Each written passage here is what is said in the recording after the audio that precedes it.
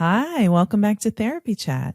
I'm your host, Laura Reagan, and today I'm so happy to be back together with my friend, not in person, but virtually with my friend, Alyce Wellons. Alyce, thanks so much for coming back to Therapy Chat today. Laura, thank you for having me. It's always a pleasure. I just love our conversations. There's something about talking with you that's so soothing and relaxing, and that's why I've had you on so many times. It could be because our initial meeting was in this very rich, relaxing place. That's true. We met at a yoga retreat in the Bahamas where Alyce was assisting in the Life Force yoga therapy training with, Was it Amy Weintraub and Rose Kress? Yes, Rose. I was trying to remember Rose's name. Yes, Amy Weintraub and Rose Kress. Yes, and that was such a wonderful, amazing, life-changing experience. So glad to be with you again. Our setting isn't as tropical right now while I'm in Maryland and you're in North Carolina, but let's just start off before we get into our topic for today. Let's start off with you telling our audience a little more about who you are and what you do. Okay, and thank you again for having me. So I am a psychotherapist in private practice. I've been in practice for 25 years. I lived in practice in Atlanta, Georgia for 25 years. And then about 3 years ago, March 20th of 2020, I made a planned move to North Carolina. But as we all know, the world completely changed during that time. And so now I work online and am licensed in North Carolina and Georgia.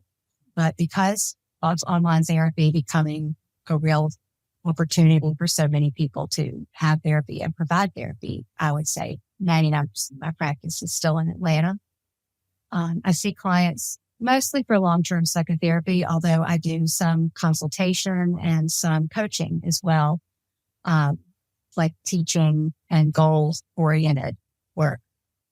I have loved being a part of the professional community. I was deeply involved in my professional community in Atlanta for many years. So that's one of the things I've really missed in my move, which is why being on the podcast felt really meaningful to me to be able to connect with Laura and do some of the other things that therapists might do.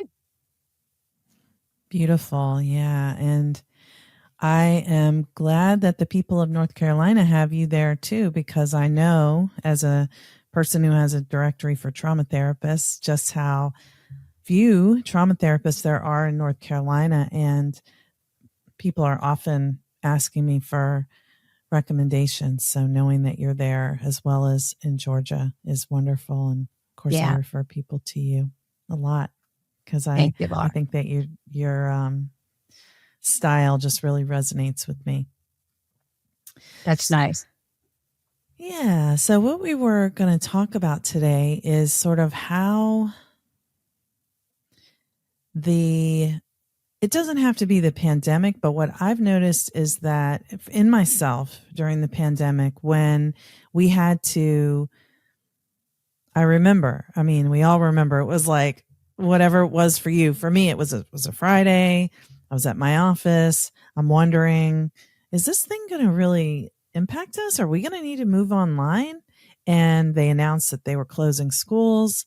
And the next day, Saturday, I had to make the decision. We're going online. And over that weekend, I turned my practice from a solely brick and mortar practice. We offered virtual therapy, but we seldom used it. It was mainly for a snow day or if someone was not feeling well enough to come in, but still well enough to do their session. But it felt to me like the world was turned upside down. I felt like I was spiraling through the air, could not find where the ground was to land. And I had this feeling of kind of like this general, not so much of a thought, but as like a nervous system reaction of who's going to take care of us? How are we going to be safe? What's going to happen?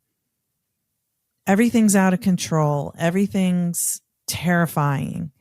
And I thought everyone was having that reaction, but I was talking about it recently with my therapist and kind of realized that that particular reaction in me it wasn't the only time I've ever felt that way. And when I think back, I realize that it actually relates to my attachment history and my trauma history and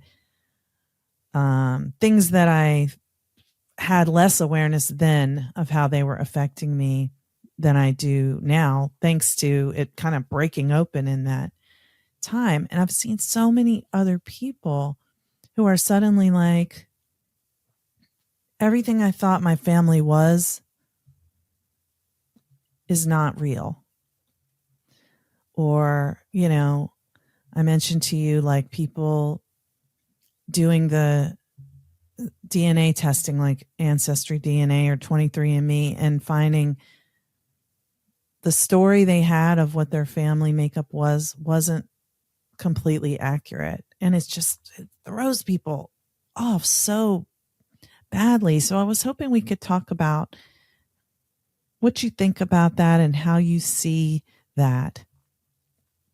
And I'll talk about how I see it too. When you were talking, we had so many rich experiences in my mind because first of all, I just love to talk about all of this. So it's really exciting. The one thing I was thinking that I think is really worth mentioning is your description of my world turned upside down and I didn't know, where to land. That's the experience that many, if not most people who are coming into therapy are having. Something has happened that has brought them into therapy. Share, a loss, something has happened that has turned their world upside down. And so I was having that moment of maintaining that energetic awareness of what it feels like to walk into a therapist's office. Because for me, and I know for many therapists, we do this all day. We talk about it. A lot of us are partnered with therapists. We have, but for that person walking in the door, their world has been turned upside down. Something has happened to them, and this is how they probably feel. And so it's just that very first pass of remembering that and then balancing my energy to hold space for that level of, energetic dysregulation that's coming in. So anyway, that was my first thought. Thank you. Yeah, beautiful reflection right there. Because that's what we're doing as therapists. We're holding this space for other people, not at the expense of our own. And that's really my focus. I would say most of my practice, a lot of my practice are other therapists. And so it's holding space for that. But also what keeps us present and engaged and open-hearted is our ability to regulate ourselves in those moments. And the big thing during COVID, of course, was we were all going through it too. Yeah. So that was a lot. I mean, it was a lot. Fun. So the other thing I was thinking, and you tell me what you think, is, a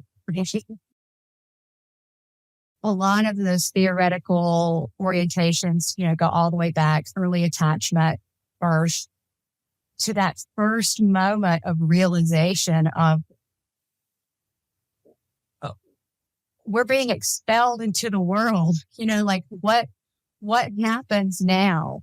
And of course, these are conscious thoughts, but I think when people really trace back, and what I've heard over all these years is trauma can be these experiences of just tracing back to that first moment when you realize, oh, my caregivers aren't able to take care of me. They're human too. They have an addiction, or they are abusive, or they're just human.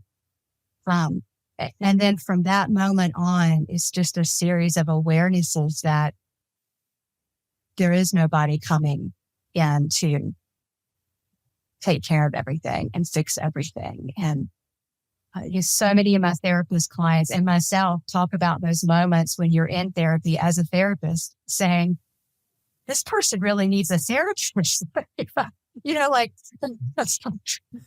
Like, well, you really benefit for some therapy. Wait a second. What? I mean, like, we're supposed to do something like this. And, is there a grown up right, anywhere? Hello, is someone going to please walk into that door and help us out here? And so it's like, I feel like life, small, medium, and large, is a series of those awarenesses, conscious and unconscious, small, medium, and large, of that experience. Like, the world is turned upside down, and what are we going to do? So. Yeah. Well, I think about, like, when we think about security and secure attachment, it's like, what it means to me is a feeling that even if everything isn't okay, that I'll still be okay, and when you don't have a secure base internally because your caregiver couldn't be that for you because they didn't have it, maybe, or whatever circumstance they were dealing with was preventing them from being that to you, then it's like, it's scary. It's like a scary feeling of, well, I don't know what's going to happen. I feel really uncertain. How do I know I'm going to survive this? Yeah. And that's a very primitive experience that people have, is that sense of needing to feel secure is wired into our survival of the species experience. At first, when we're first here, it's for our very survival of being fed, nurtured, clothed, and then being seen. Yeah. So at first our needs are externally focused. Yeah. But like you were saying, when that secure being, presence, connection, opportunity is there, that is then what provides you with that internal place to go. And when that's not there, there is a sense of needing external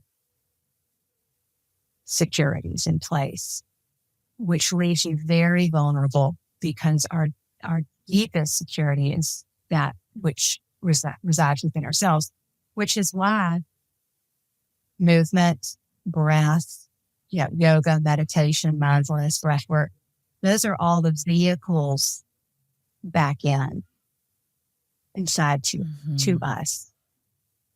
Breathe and be home. Thich Nhat Hanh says, where are your feet? They're on the ground. What's happening right here, right now, inside of you. And that's that's the work of a lifetime for all of us. And it's really the rich work of a lifetime for people who have experienced trauma, any type of trauma, really, but especially those attachment traumas.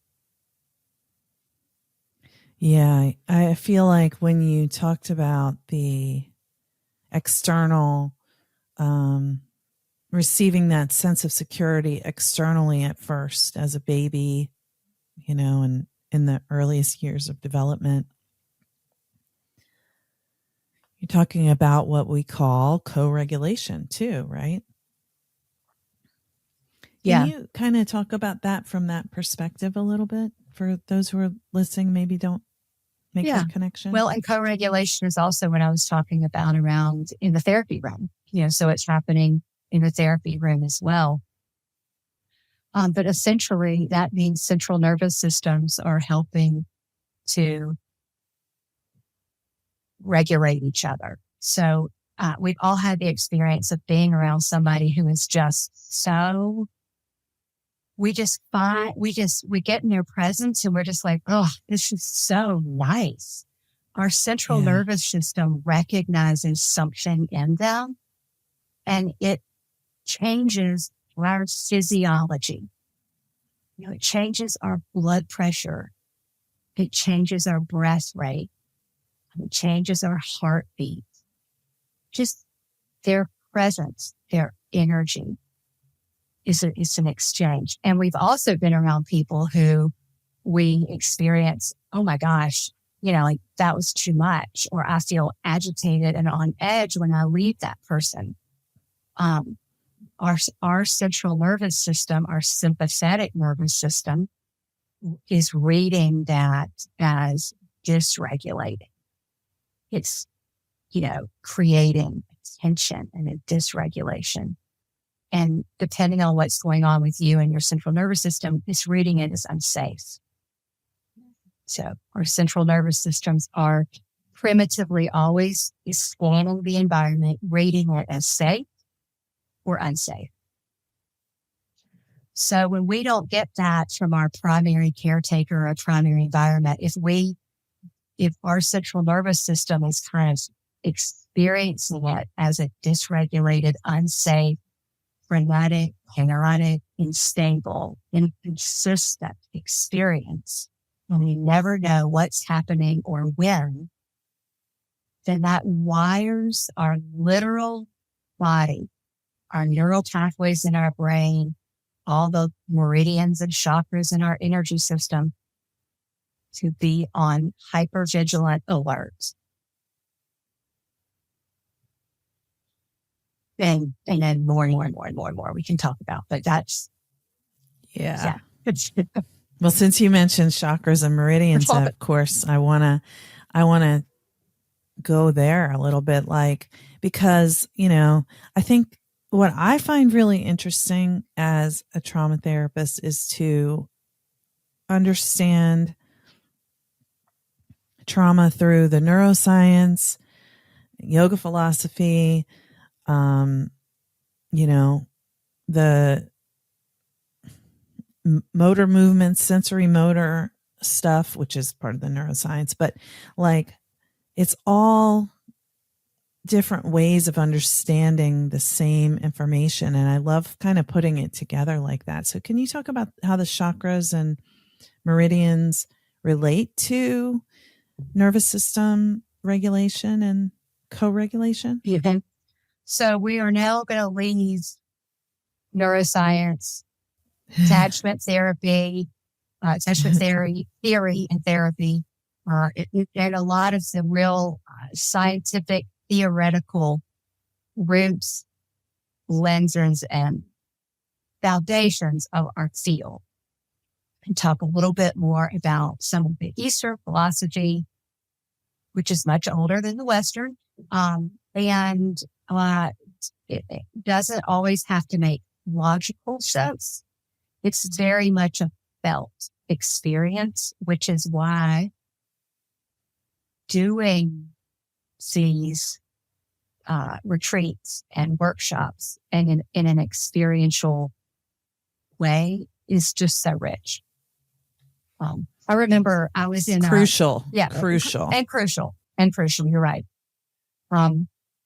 I remember I was in Life Force Yoga is one of the trainings I've had, and I was in a level 2 trauma specialization 5-day training out in Arizona.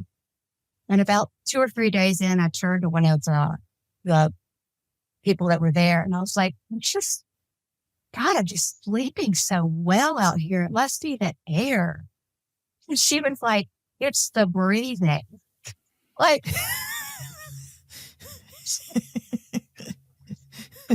but I don't know. It went right over me. And I'm like, this do all day. I'm like, it's great. So that can be our segue to meridians and chakras. So the general lens of that is that we have these energy centers that run all through our bodies.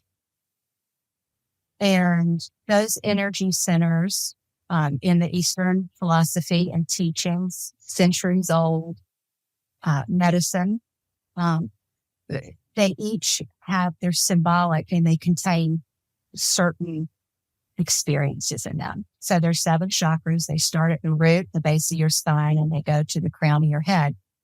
Now, there are many, many, many meridians and energy centers that flow through your body, but those are the 7 that most people refer to the most. Each chakra has a color, a sound, an energy wave, a vibration, and a sort of developmental connection. So the experience there is that depending on what's happened in our lives, to us, around us, with us, those energy centers can get impacted.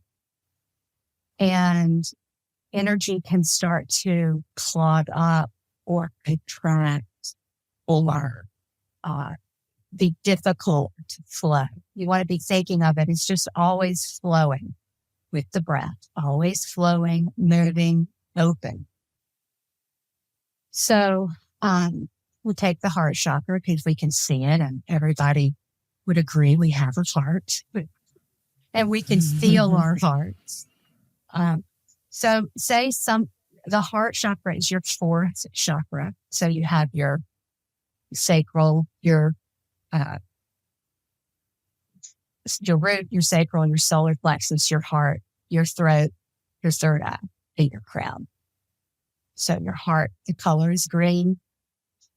The sound is A. So even with clients, sometimes I will have them just place their hand on your heart. And that can be a very powerful thing because say they're dealing with something, maybe they've had an affair. And I use that a lot because a lot of people come into therapy when there's something like that going on. Or they're feeling lonely. They're not feeling loved. They're feeling disconnected. Just sitting there and putting your hand on your heart and tuning in, feeling the warmth of your hand against your chest. Maybe taking a breath and then tuning in a little deeper and feeling your actual heart beating. And just connecting with kindness and compassion to yourself as an alive being.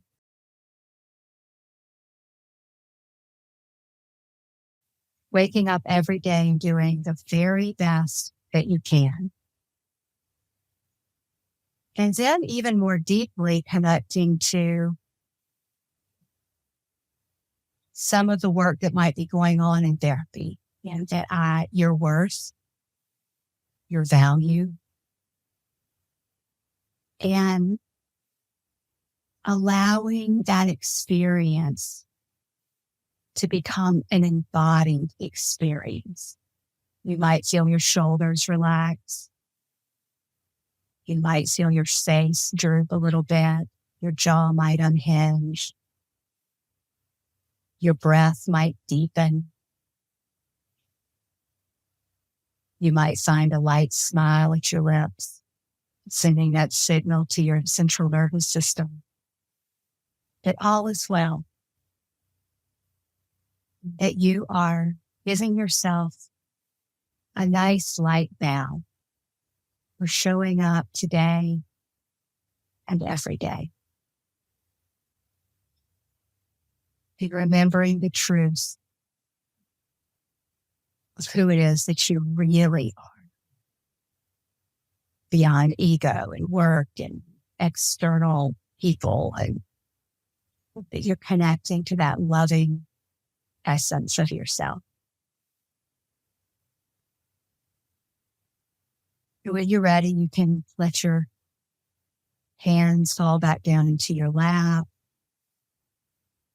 You can take another deep breath here, remembering this embodied experience. And you can allow your eyes to float open. And if you want more, you can share what that was like. I loved that. And I do often use putting my hand on my heart and feeling the warmth of my hand to my skin. Now I'm getting teary-eyed. Yeah. But when, actually I never tune into my heartbeat or my heart itself. It's more like the idea of my heart than the heart that's in my body. And when I did that, it was different. It was really different. It was more embodied. I mean, before you said you might feel your shoulders fall, I felt my shoulders fall. I don't know if you were watching me have said that, but when I opened my eyes, you had your eyes closed. So I don't think so. I think I then felt I began to feel too. I felt when you said your jaw might unhinge, I thought, not my jaw. That thing never lets go. And then it softened and I was like, oh, okay. Yeah. So yeah, that was nice. And I feel like I feel my words inside my body and the resonance of my voice inside myself in my chest differently, that I didn't hear it before and I do now. So yeah, there was something that came to life through that and makes me feel very connected with you even more than I did before too. So yeah, thank you for that beautiful, very brief but beautiful example. And thank you for being willing and open to move into that. And I want to say that, that we have a long relationship. We've known each other for many years, and we knew each other in a training that this was the focus, for 5 days. So we have a trusting, safe foundation with which to do that work together. Part of therapy is building that. So a client wouldn't just walk in on the first day and you're going to start doing that work. So grateful you said that, because that's where we do harm. And we think, oh, I know exactly how to help this person. Okay, just close your eyes. Yep. Yeah. And the person's like, they don't trust you yet because, like you said, they walked in and their world is upside down and they don't know where their feet are or where the ground is. And it could almost feel like a manipulation by the therapist to try to take someone to that space, when for all of us who have attachment wounds, trust is the hardest part of the whole experience. Sure, because it has been betrayed on that most primitive level. And some people might nonverbal. Yeah, but 0 to 18 months, the body holds that. And that goes back to this conversation we were just having, is about chakras and energy in the body. Is 0 to 18 months for non-verbal attachment experiences. So you can't go back and tell the story of that exactly, because the body felt it. A stiffening up baby in the crib, or a baby who stiffens in the mother's arms or caregiver's arms. So, or abuser's arms. So having the techniques is so important. Knowing when, if, how, and when to use them, and having worked through the past to those techniques. So much more important. And that could take years and years, and that's okay. Because we go back to that presence piece that we talked about earlier. When somebody walks into your presence, if you're doing your work, as best we can, we're human, by your own way that you hold your body, by the way you breathe, by the way you talk, you're regulating. Just that alone is saying, I am doing what I can to create a safe, calming, open, expansive, energetic, engaged space for you to show up however you need to. And I can tolerate it because I'm breathing myself. Yeah. Yeah.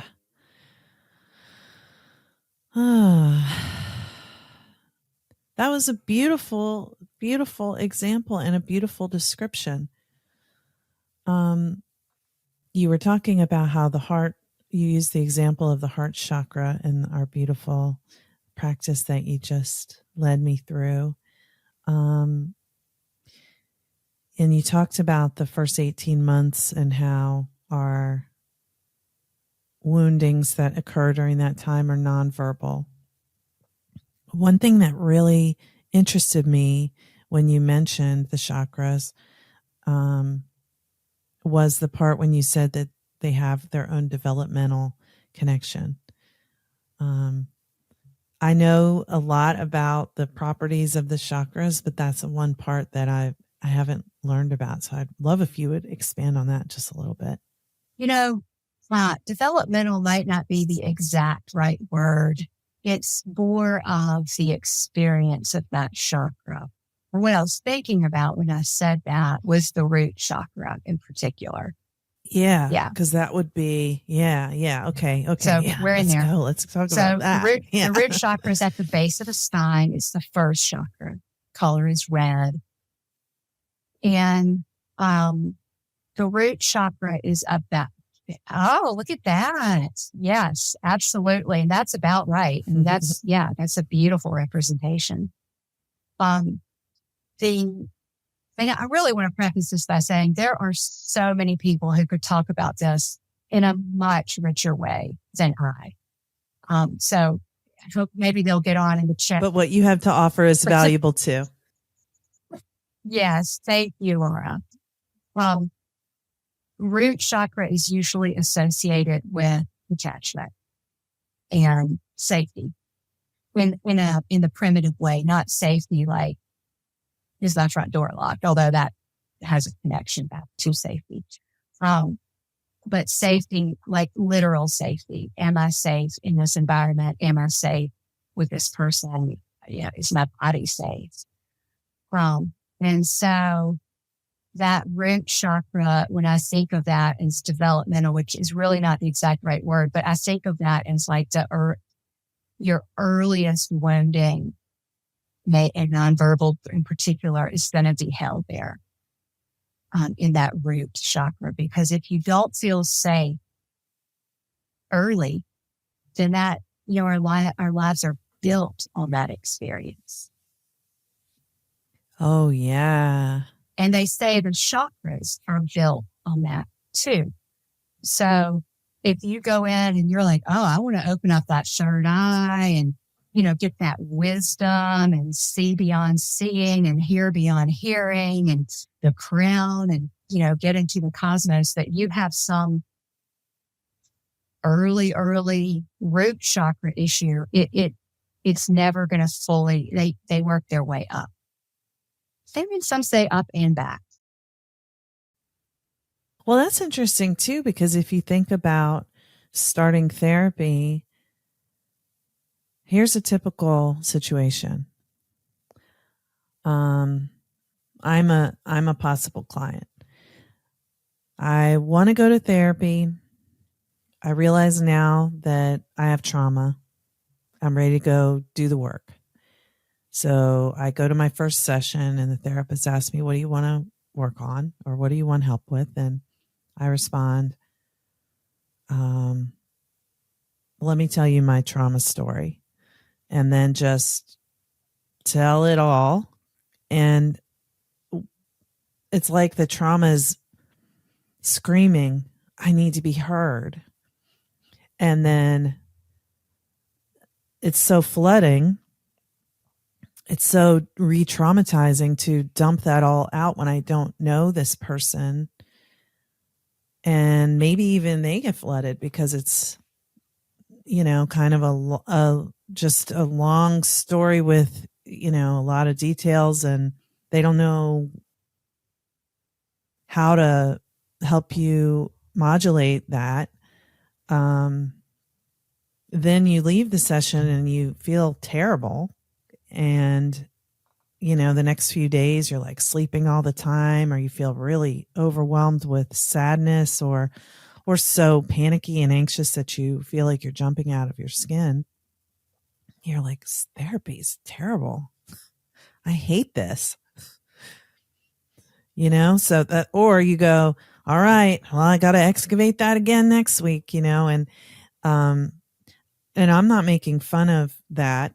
I'm saying that I think that's a common experience and what people think they're supposed to do, and also what the trauma tells us needs to happen. But at the same time, the root chakra is like, don't go there. Don't go there. Yeah, tight and holding and saying, hold back, pull up, close off. We need protection here. Or we unload it all and then need to pull back. And it's not in our conscious awareness. We're just like, I already told you everything. And the therapist is like, well, yeah, but how do we work with it? We have to keep touching back to it some way, but not, really we shouldn't be all in there in the first few sessions. Yeah. That's a great example for us to end on, because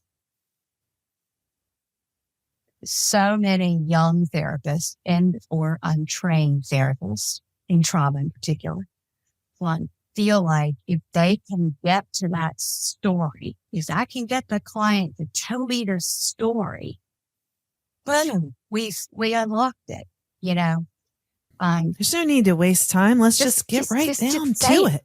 And cry, they cry. And we're like, so, and the client might think that as well. We could just say all this, I can get some relief. Of course, the rest of the system knows.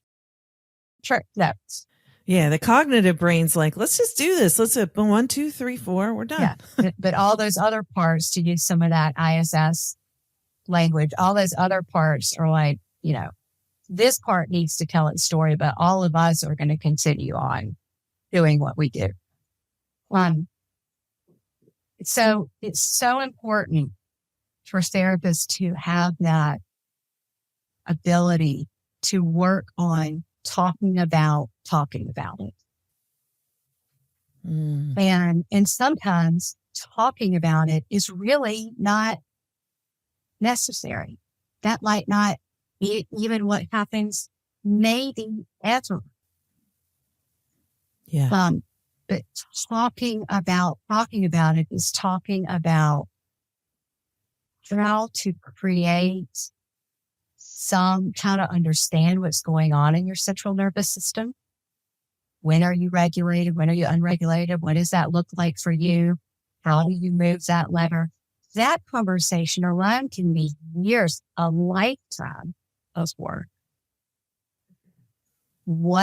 Thank you for saying that too, because that's, that could be the work. It's just not our quick fix culture. Exactly. That itself could be the work, the process, not a destination.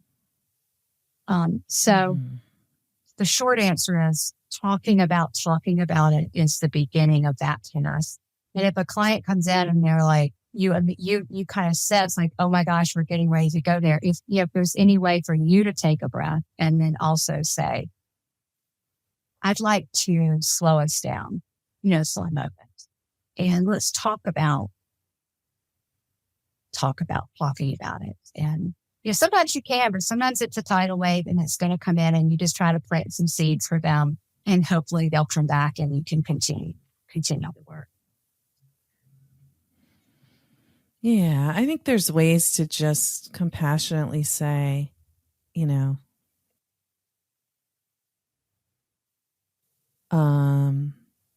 I really want to know about what you've been through, and I really care about that. And I don't want you to think that I can't handle your story, or that it's too much for me, or that it's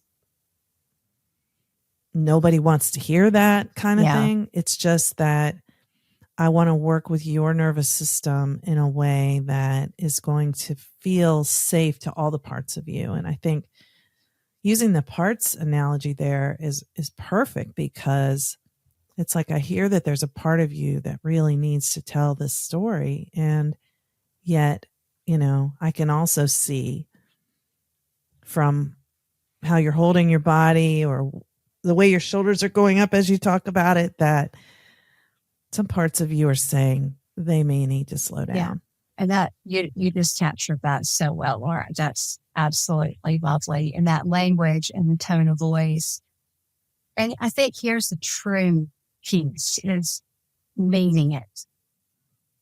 You know, right. That you mean it. And it's not a script. Yeah. It's a belief from you that you're trying to express. And central nervous systems read that. You know, there's a Sharon Salzberg, who's a big mindfulness meditation person in the field. When people ask her, what's the secret to therapy? You know, what is it? And her answer is one of my favorites of all time. She said, "It's the love in the room." And that is absolutely right. It's the love in the room. And what you just said and how you said it, I think embodies that so well. Oh, you're so sweet to say that. I made it. You. Yeah. I can feel that. Yeah. Yeah. So I'd say maybe that, you know, there as an ending point for new therapists or therapists who are new to this way of working, it's not about repeating the words or doing the practice that you heard someone else do, memorizing it and then regurgitating it to your client. It's about embodying the practices and the presence that can only develop through practice too. You know, it's not like you have it or you don't. It's something that can grow within all of us. And, you know, we can meet our clients and their nervous systems where they are with our nervous systems where they are. And that's what makes good fit. What's a good fit for you is what aligns well with your nervous system. And when your nervous system continues to heal and grow in its, you know, ability to be regulated and co-regulate, different client presentations will feel like the better fit. And there's no judgment anywhere along the path. It's just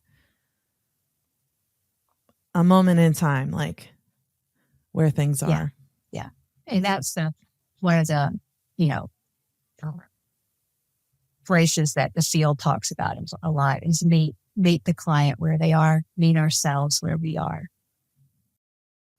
right now. Well, Alyce, I love meeting with you every time where you are and you meeting me where I am. I'd love to talk to you again here soon, but and also outside of here. But in the meantime, where can people find all the good stuff that you do? And anyone who wants to work with you, whether they're in North Carolina or Atlanta or through coaching, consultation. Mm-hmm. So psychotherapy is if you're in Georgia and North Carolina, we can do psychotherapy. My website is alycewellons.com, ALYCEWELLONS, and it has all the info of how to contact me. And when you work with me, you get me. So you'll email me, email you back. We talk on the phone. I kind of run the whole thing. And then if you're outside of North Carolina or Georgia or anywhere, we have a coaching and consultation arm of my business.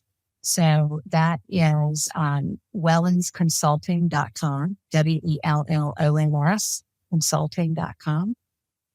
And that is a site that just lets you know kind of what the services are that aren't therapy, but informed by 25 years of being a therapist. And that's mostly due to licensure issues that hopefully our field is catching up with at some point. Hopefully. With a heavy nudge from like reality. Yeah. We are a global world now. People are not working within state line lives anymore. And so we'll catch up to it. Yeah. It's like I was talking with my husband about how banks are now not open from 9 to 2 anymore. They're open all day. It's like regular work hours. Why? Because things have changed. You can do online banking, et cetera. It's just an example. But Alyce, it's been lovely to be with you again today. Thank you so much for being my guest on Therapy Thank Chat. you for having me, Laura. My pleasure.